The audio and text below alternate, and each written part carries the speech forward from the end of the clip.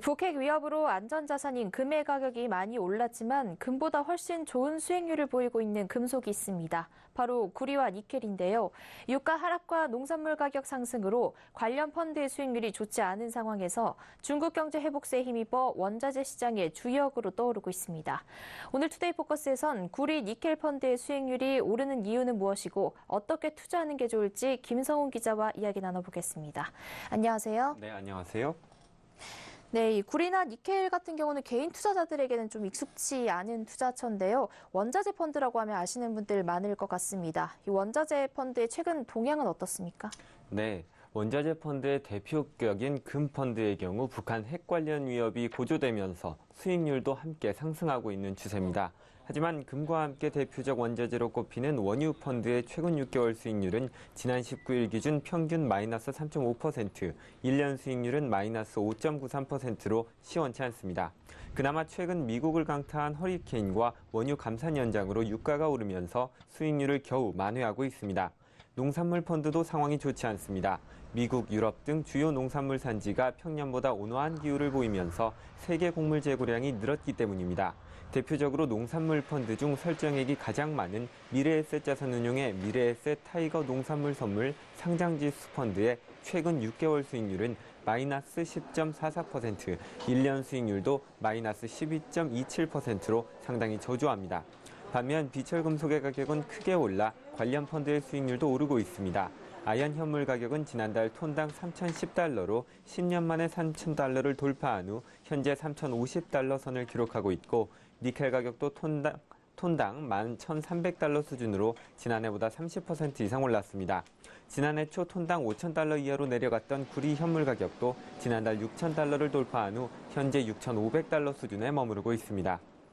네, 이렇게 비철 금속 중에서도 특히 구리나 니켈 펀드의 수익률은 금 펀드보다도 수익률이 좋다고요? 예, 그렇습니다.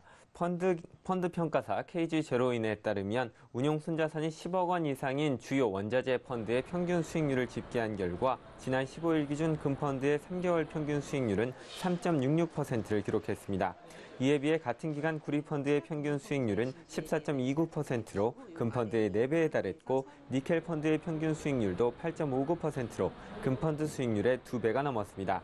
1년으로 비교 기간을 넓혀도 금펀드의 평균 수익률은 마이너스 1.66%로 저조한 데 반해 구리펀드는 39.18%, 니켈 펀드는 31.74%의 높은 수익률을 보였습니다. 네, 확실히 수익률이 높은데요. 이렇게 구리와 니켈 펀드가 수익률이 좋은 이유는 무엇인가요? 네, 중국 경제가 최근 들어 회복세를 보이면서 구리, 니켈, 아연 같은 산업용 금속의 수요가 늘고 가격도 많이 올랐기 때문입니다.